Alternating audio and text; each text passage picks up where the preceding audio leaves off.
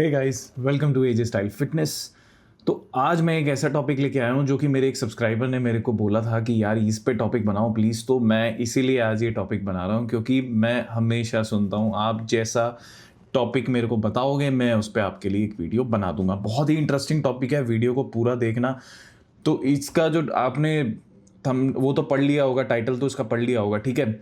अब आपने क्लिक भी इसलिए किया है क्योंकि आपको जानना है कि भाई ये क्या है, वर्कआउट रूटीन क्या होना चाहिए, कितने सेट्स, कितने रेप्स, क्या वेट, इतना सारा क्वेश्चंस है ना, ये इनके आंसर नहीं मिलते किसी भी वीडियो में। तो ये इस वीडियो में आपको सारे आंसर मिल जाएंगे बिगिनर्स के लिए और बाकी जो अभी एडवांस लेवल पे धीरे धीरे पहुंच रहे हैं, जिनको काफ़ी टाइम हो चुका है करते हुए, उनके लिए भी इसमें सब कुछ आपको मिलेगा।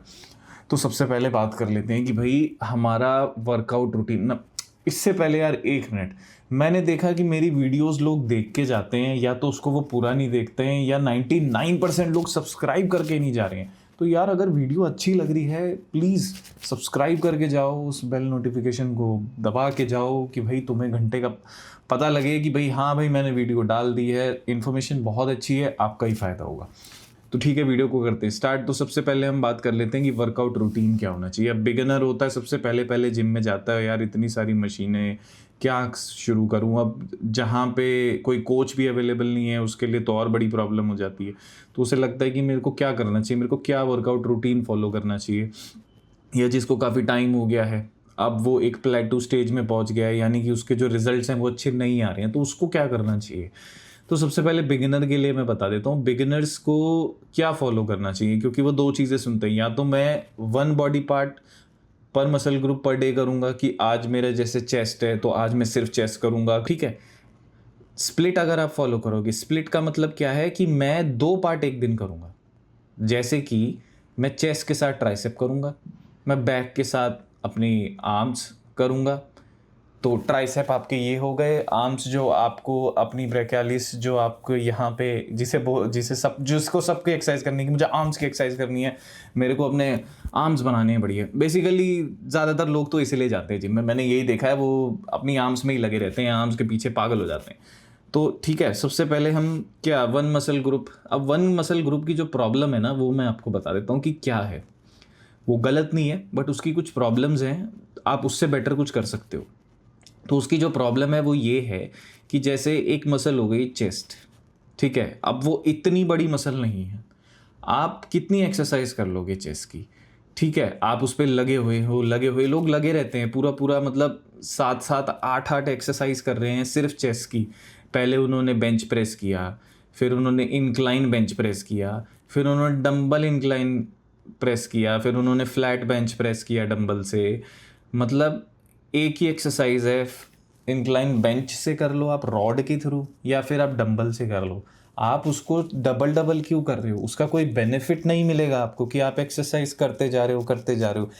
हम ऐसा नहीं है कि बहुत सारी एक्सरसाइज करने से आपकी बॉडी जल्दी बन जाएगी। मसल को टाइम लगता है ग्रो करने में, एक बात अपने दिमाग में बैठा लो, सालों लगते हैं बॉडी बनाने में, मसल ग्रो करने में, क्योंकि ये बहुत ही स्लो प्रोसेस है। मसल ब्रेक होगी, आप न्यूट्रिशन दोगे, वो धीरे धीरे इंक्रीज होगी, ये प्रोग्रेसिवली इंक्रीज होता है। आपने जहां अपनी रूटीन को छोड़ दिया वहां आपकी मसल ग्रो होना बंद हो जाएगी। तो ये आपको डिसिप्लिन के थ्रू फॉलो करना होता है, ठीक है। तो इसमें फ़ायदा होता है स्प्लिट का। स्प्लिट में क्या होता है कि आप अपनी चेस्ट के साथ अपनी ट्राइसेप इन्वॉल्व कर सकते हो, ठीक है। क्यों? क्योंकि चेस्ट के साथ बेसिकली ट्राइसेप को इसलिए करते हैं क्योंकि आपकी जो सेकेंडरी मसल्स यूज होती है ना वो शोल्डर और ट्राइसेप्स ही हैं। तो आप अपनी चेस्ट के साथ शोल्डर्स भी कर सकते हो क्योंकि वो आपकी सेकेंडरी मसल है जो आपके मूवमेंट्स में इन्वॉल्व हो रही है। सब आप सपोज करके देखो, आप वेट को ऐसे पिक कर रहे हो, चेस्ट, शोल्डर और आपके ट्राइसेप्स, तीन चीज़ें इन्वॉल्व हो रही हैं, ठीक है। तो आप अपनी ट्राइसेप्स उसके साथ कर सकते हो, बट ये नहीं है कि ट्राइसेप्स की भी 5-5 एक्सरसाइज करनी है। ट्राइसेप्स छोटी, इतनी बड़ी मसल नहीं है, ठीक है। तो कि आप लगे पड़े हो, ये पागलों की तरह मैंने देखा है जिम में, लोग पागलों की तरह अपनी ट्राइसेप्स पे लगे रहते हैं, एक ही सेम एक्सरसाइज कर रहे हैं। अगर वो अपने लॉन्ग हेड या शॉर्ट हेड के लिए, लॉन्ग हेड यानी कि ये वाला जो आपका लॉन्ग हेड है, ये आपका शॉर्ट हेड है, उसके लिए ही एक एक्सरसाइज बहुत होती है। लेकिन लोग तो भाई लगे ही रहते हैं एक ही पार्ट के लिए उन्हें ये भी नहीं पता कि कौन सी एक्सरसाइज कौन से हेड के लिए है। उन्हें ये नहीं पता है, यही प्रॉब्लम है सबसे बड़ी। ठीक है, तो इस चीज़ का हमें ध्यान रखना है। मैं इसीलिए कह रहा हूँ स्प्लिट करोगे ज़्यादा बेटर है, क्योंकि प्रॉब्लम उसमें ये होती है कि आपको अपनी आर्म्स को एक डे देने की ज़रूरत ही नहीं है, आप एक स्पेशल डे देते हो। आप सोचो, आपकी चेस्ट में इन्वॉल्व हो रही हैं आपकी आर्म्स, आपके शोल्डर एक्सरसाइजेज में इन्वॉल्व हो रही है, आपकी बैक मसल्स की एक्सरसाइजेज में इन्वॉल्व हो रही हैं। 3 दिन आप अपनी आर्म्स को as a secondary muscle use कर रहे हो, वो वहाँ भी ब्रेक हो रही है, वहाँ भी यूज़ हो रही है ना। ऐसा तो नहीं कि वो गायब हो गई, आप उसी के थ्रू वेट पुल या पुश कर रहे हो ना। एक आपने एक और डे रख दिया उसके लिए, तो आप 3 से 4 बार आर्म्स को किए जा रहे हो, वो मसल ब्रेक हुए जा रही है, आप उसे लगातार किए जा रहे हो। कितनी बड़ी प्रॉब्लम है ये, सोचो आप। मसल ग्रो नहीं कर रही है, वो सिर्फ डैमेज होती जा रही है। मसल को टाइम ही नहीं मिल रहा ग्रो करने के लिए, तो आपकी मसल ग्रो नहीं हो रही, आप बस उसको पेले जा रहे हो, मसल को ज़बरदस्ती करे जा रहे हो। ऐसा नहीं है कि किसी ने बोला है तो वो फॉलो करना है। अपनी बॉडी की बात सुना करो अपनी बॉडी को कि वो क्या कहना चाह रही है। बिगिनर्स सबसे बड़ी गलती यही करते हैं, जिम में जाके सिर्फ वेट उठाना शुरू करते हैं। वेट की भी बात मैं आगे करूँगा, कितना वेट उठाना चाहिए और कितना नहीं। तो मेरे अकॉर्डिंग अगर आप देखो तो स्प्लिट करो, chest tricep, back bicep. Back bicep ज़रूरी नहीं है, बैक बाइसेप अगर आपकी बैक बहुत बड़ी मसल है तो आपको 4 से 5 एक्सरसाइज तो मिनिमम करनी ही होती हैं उसकी, क्योंकि आपको हर पार्ट को हिट करना है।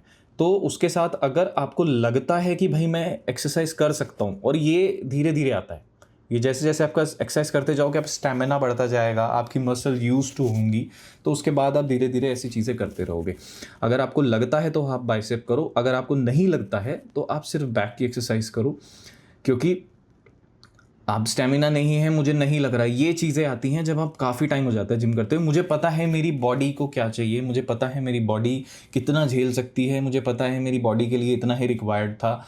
ये स्मार्टली वे में हमें एक्सरसाइज करनी है। ऐसा नहीं है कि बस जाके गधों की तरह वेट उठाना है, वो नहीं होता। ठीक है, ये जिम में नहीं करना होता कि बस वेट उठाना जिम नहीं है।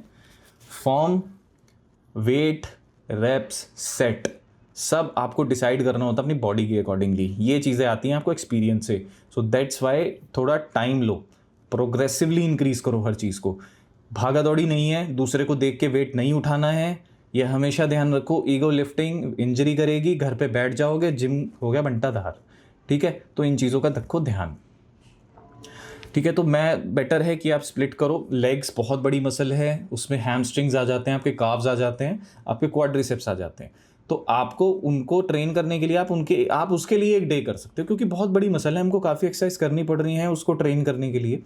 ठीक है, तो आप उसको एक सेपरेट रखो, बैक को सेपरेट रख सकते हो। आप शोल्डर के साथ बाइसेप्स लगा सकते हो, अपनी पूरी बाइसेप, 4 आर्म्स आपकी बाइसेप हो गई, वो आप लगाओ, कोई प्रॉब्लम नहीं है। आप बैक के साथ लगा सकते हो, चेस्ट को ट्राइसेप्स के साथ इन्वॉल्व करो। आपको एक डे करने की अलग से ज़रूरत नहीं है आर्म्स के लिए। आर्म्स इतनी बड़ी मसल नहीं है, उसको इतना ज़्यादा स्टिमुलेट करने की ज़रूरत नहीं है। ये किसको ज़रूरत है? जिसकी आर्म्स बहुत वीक हैं, उसका वीक पॉइंट है वो बॉडी का, तो वो एक अलग से आर्म्स डे रख ले। बट अगर आपकी आर्म्स ठीक हैं, उसमें वो वीक पॉइंट नहीं है आपकी बॉडी का, उसको मत रखो, कोई फ़ायदा नहीं है। और बिगिनर्स को रिज़ल्ट बहुत अच्छे मिलते हैं, जो कम एज के लड़के हैं उनको रिज़ल्ट बहुत अच्छे मिलते हैं। तो उनको एक एडवाइस है, भाई स्टेरॉइड्स या फिर बेफालतू के सप्लीमेंट्स या इन चीज़ों में मत पड़ो। अगर आप नॉर्मली सप्लीमेंट में भी अगर आप सिर्फ वे प्रोटीन, क्रेटिन और घर का खाना अगर आप अफोर्ड नहीं कर सकते, वे प्रोटीन और क्रेटिन ऐसा, और सोचो कि बॉडी नहीं बनेगी, बॉडी बन जाएगी, उससे भी बॉडी बन जाती है, कोई इशू नहीं होता उसमें। तो इतना मत सोचो कि भाई मेरी बॉडी नहीं बनेगी या मेरे पास पैसे नहीं है तो मेरी बॉडी नहीं बन पाएगी। बहुत अच्छे रिजल्ट्स आते हैं शुरुआत में, जाओगे जब पहली बार मसल स्टिमुलेट होती है ना, बेस्ट रिजल्ट्स आते हैं। कभी भी जा करके देख लेना, रिजल्ट्स बहुत जल्दी आएंगे। और जैसे जैसे आप प्रोग्रेस करते जाओगे और आप काफ़ी टाइम हो जाएगा तो जो आपके रिजल्ट्स हैं ना वो बहुत धीरे हो जाएंगे। आपने देखा भी होगा, बॉडी बिल्डर्स हमेशा एक ही तरीके की एक्सरसाइज नहीं करते, वो अलग अलग तरीके से करते रहते हैं, उनकी फॉर्म अलग होती है। लोग उन्हें क्रिटिसाइज़ करते हैं, तुम्हारी फॉर्म ठीक नहीं है। ऐसा नहीं है, बॉडी बिल्डर कुछ भी करेगा ना, वो उसे पता है उसे अपनी मसल को कैसे स्टिमुलेट करना है। वो अभी तुम्हें नहीं पता, क्योंकि तुम्हारे पास मसल माइंड कनेक्शन अभी बना ही नहीं है। जिस दिन तुम मसल माइंड कनेक्शन बना लोगे, तुम्हें पता लग जाएगा मुझे कौन सी एक्सरसाइज करनी है, कितनी करनी है और कितने सेट मारने हैं। ये हमेशा ध्यान रखना। तो टाइम दो इस चीज़ को, अच्छे से फोकस करके करो, अपने आप चीज़ें समझ में आने लग जाएंगी। ठीक है, अब बात कर लेते हैं सेट्स और रेप्स की। या सबसे पहले हाउ मेनी एक्सरसाइजेस, कितनी एक्सरसाइज करनी है एक पर्टिकुलर पार्ट की। देखो ये डिपेंड करता है आपको कितना टाइम हो गया है। अगर आप बिगिनर हो तो आप कम एक्सरसाइज भी करोगे हर पार्ट को। जैसे आप सिर्फ पूरी आर्म की भी आपको करनी है, आपने बेकाली आपने अपनी बाइसेप की 2 एक्सरसाइज करी, आपने अपनी ट्राइसेप की 2 एक्सरसाइज करी, एक आपने फोर आर्म की करी, 5 एक्सरसाइजेस बहुत है, मोर देन इनफ है आपके लिए। तो ऐसे हमें चीज़ें देखनी होंगी कि भाई मेरे को कितनी, शुरुआत में तो आप ज़्यादा नहीं कर पाओगे तो फोकस मत करना। शुरुआत में वेट ज़्यादा उठाना, एक्सरसाइजेस बहुत ज़्यादा करना, रेप्स बहुत ज़्यादा निकालना, इस पे फोकस मत करो। फोकस करो फॉर्म अच्छी होनी चाहिए, मसल माइंड करेक्शन क्रिएट करना शुरू करो, न्यूट्रिशन अच्छा करो। इन चीज़ों पे बिगिनर्स को ध्यान देना चाहिए। अपने आप चीज़ें सीख जाओगे और सब कुछ पता लग जाएगा। ठीक है, तो कितनी एक्सरसाइज करनी है, कितना नहीं करना है, ये आपको पता होना चाहिए। ये आएगा एक्सपीरियंस से, ये किसी के बताने से नहीं आएगा। मैं कोई एक आपको स्टेटमेंट दे दूं कि इतना करना है, इतना करना है, सबके लिए काम नहीं करेगा। मेरे लिए चीज़ अलग है, मैं अपने अकॉर्डिंग उस चीज़ को करता हूँ। मुझे इतना चाहिए, मैं इतना ही करूँगा, उससे फालतू में किसी को देख के नहीं करूँगा। ठीक है, तीसरी चीज़ हो गई हमारे सेट्स और रेप्स कितने होनी चाहिए। देखो साइंटिफिक रिसर्च के देखें तो जितने ज़्यादा सेट्स और रेप्स होंगे हाइपरट्रफी उतनी ज़्यादा होगी, यानी कि हमारी मसल की ग्रोथ उतनी ज़्यादा होगी। बट ऐसा नहीं है कि मैं एंडलेस ही करता चला जाऊं और मेरी मसल की ग्रोथ होती रहेगी। डैमेज हो जाएगी मसल बहुत ज़्यादा, रिकवरी की स्टेट से भी बाहर चली जाएगी, कोई फ़ायदा नहीं, आप इंजर्ड हो जाओगे थोड़े दिन बाद। तो उतना नहीं करना है। अगर आप बिगिनर हो 1 to 3 सेट्स, ठीक है, 8 to 12 रेप्स या 8 to 15 reps are more than enough for you. ये एक बेसिक स्टैंडर्ड रैप रेंज है 8 to 15 वाली। जैसे जैसे आप वेट इंक्रीज करते हो तो वो रैप थोड़े कम होते जाएंगे। जैसे 8 से नीचे मत लाओ। अगर आप 8 से नीचे ला रहे हो तो आप आ रहे हो स्ट्रेंथ वाले मोड में, आप सिर्फ अपनी स्ट्रेंथ इंक्रीज कर लोगे, आपकी मसल उतनी स्टिमुलेट नहीं हो पाएगी, तो आपकी मसल उतना ग्रो नहीं कर पाएगी। तो 8 रेप्स होने चाहिए। 8 reps should be fair enough reps, आपके थ्रू होने चाहिए, आपका जो सपोर्टर है उसके नहीं। काफ़ी टाइम देख लिया यार मैंने जिम में लोगों को आते ही वेट ज़्यादा शुरू, क्योंकि वो ज़्यादा उठाता है और उसके साथ कर रहे हैं, और इतना वेट है कि फर्स्ट रेप से ही सपोर्ट की ज़रूरत है, उसे लग रहा है। और फिर पूछेंगे कितना था, वो कहता है हल्का सा। इतना हल्का सा भी वेट अगर किसी ने तुम्हारी उंगली भी लगा दी ना वेट में और यूँ कर दिया, बहुत आराम से उठ जाएगा, तुम्हें बहुत हल्का लगेगा। वो छोटा सा सपोर्ट बहुत बड़ा सपोर्ट होता है। खुद कितना वेट उठा सकते हो उस चीज़ पे ध्यान दो, उसको प्रोग्रेसिवली ओवरलोड करना है। पागलों की तरह दूसरों को देख के मत किया करो। बहुत बार बता चुका हूँ, हमेशा यही बोलूँगा, ध्यान रखो इस चीज़ का। दूसरों को देख के वेट नहीं उठाना है, मेरी बॉडी की पावर कितनी है उतना वेट उठना चाहिए। ठीक है, तो रेप्स भी मैंने बताया आपको, सेट्स भी मैंने बताया आपको। सेट्स बाद में जब आप धीरे धीरे काफ़ी टाइम हो जाएगा आपको एक्सरसाइज करते तो आपको समझ में आने लगेगा कि अब मेरे लिए इतने सेट्स रिक्वायर्ड है। अब ये मेरा एक सेट है कि भाई मेरे को 4 सेट करने होते हैं, तो मेरे को इतने सेट से रिजल्ट मिल रहे हैं। एक टाइम ऐसा आएगा कि आपको उससे रिजल्ट नहीं मिलेंगे। अब क्या कर सकते हो, अब मैं वॉल्यूम बढ़ा सकता हूँ, मैं वेट इंक्रीज कर सकता हूँ, या फिर मैं रेप इंक्रीज कर सकता हूँ। ऐसे मैं ब्रेक करूँगा अपने प्लेटो को, यानी कि जो कांस्टेंट अब मेरे को रिजल्ट नहीं मिल रहे ना, ऐसे मैं अपना प्लेटो ब्रेक करता हूँ। ठीक है, तो ये आपको पता लगेगा। ये सबका अलग होता है, ये कुछ मैं स्टैंडर्ड बना दूं और आपको बता दूं और आप बेवकूफ़ों की तरह उस चीज़ को फॉलो करते रहो और आप सेम चीज़ करते रहोगे, आपको रिजल्ट नहीं मिलेगा, कोई फ़ायदा नहीं है। प्रोग्रेसिव ग्रो करना है, प्रोग्रेसिवली चीज़ें इंक्रीज़ करनी है। ऐसा नहीं है एकदम से कुछ भी नहीं करना है, सिग्निफिकेंट डिफरेंस नहीं एकदम से ला देना है, क्योंकि एकदम से नहीं मिलेगा। बिगिनर्स को बहुत अच्छे रिजल्ट मिलते हैं। न्यूट्रिशन का ध्यान दो, बहुत अच्छी बॉडी बनेगी, बस डिसिप्लिन में रहना है। ठीक है, चौथी चीज़ हो गई फॉर्म और वेट। ये बहुत बड़ी प्रॉब्लम है, मतलब बहुत बड़ी। शुरुआत में जिम आते हैं लोग, यही देखते हैं कि वेट उठाना है बस। मैं इतना परेशान हूँ ना इस चीज़ से कि मुझे लोगों को जिम में देखता हूँ ना, मुझे ऐसे होने लगता है ना, यार तू क्यों कर रहा है। और अगर मैं उनको बताता नहीं हूँ, बता नहीं पाता, क्योंकि उनका ना बीच में ईगो आ जाता है, या फिर वो सोचते हैं कि ओवर स्मार्ट है, पागल बेवकूफ़ वाली बात कर रहा है। उनको अभी ये चीज़ समझ में नहीं आ रही है। क्यों नहीं समझ में आ रही है? फॉर्म इतनी इंपॉर्टेंट है ना। अगर आप जो वेट पिक कर रहे हो, अगर वो वेट आप खुद भी नहीं उठा पा रहे, आप एक अपनी जो बॉडी की एक शेप है वो बननी चाहिए कि हाँ मेरे को इसमें आना है, मैं बैलेंस्ड हो गया इस वेट के साथ और मैं इसको बैलेंस्ड वे में पुल या पुश कर रहा हूँ, वो फॉर्म अच्छी है। फॉर्म फुल होनी चाहिए, अच्छे से होना चाहिए, मसल स्टिमुलेट होना चाहिए। मसल स्टिमुलेट नहीं हो रहा है, आप सिर्फ वेट को ऊपर नीचे ऊपर नीचे ऊपर नीचे झूला झूल लो, झूला झूल लो, इससे बढ़िया कोई फ़ायदा नहीं हो रहा। मेहनत भी कर रहे हो, खाना भी खा रहे हो, मसल क्यों नहीं बन रही? स्टिमुलेट ही नहीं हो रही, क्योंकि मसल माइंड कनेक्शन ही नहीं है। दूसरे ने कहा था कि वेट उठा लो, बस भैया वेट उठाना है, पहले अपना एम क्लियर करो। पावर लिफ्टर बनना है या बॉडी बिल्ड करनी है? पावर लिफ्टर बनना है, वेट उठाओ, उसका एक प्रॉपर तरीका होता है। अच्छा कोच पकड़ो, पावर लिफ्टिंग करो। बेवकूफ़ों की तरह अकेले मत करना, क्योंकि चोट लग जाए घर बैठ जाओगे। दूसरी चीज़ हो गई मसल बिल्ड करना। मसल बिल्ड होती है प्रोग्रेसिव वेट इंक्रीज करने से, ना कि कुछ भी वेट उठा लेने से, ठीक है। बहुत लोग देखता हूँ मेरे साथ में उठा के चले जाते हैं, मेरे ऊपर हंस देते होंगे ये तो इतना वेट उठा रहा है, भाई फ़र्क नहीं पड़ता, ठीक है। तो आपको वेट उठाना है उतना ही जितना आपके लिए हैवी है। कैसे पता लगता है मेरा वेट हैवी है? अपना पहले 1 रैप मैक्स देखो, कितना है मेरा 1 रैप। मैं 1 रैप कितना मुश्किल से कितना वेट पे मार सकता हूँ, ठीक है। उसका 80% कम कर दो, 8 रैप्स निकल जाते हैं उसके, ये 8 to 10 रेप्स निकल जाएंगे। अब 8 to 10 रेप्स में जब आप मेहनत करके निकालते हो ना, बड़े रेजिस्टेंस से निकालते हो, भाई वो करेगी मसल बिल्ड।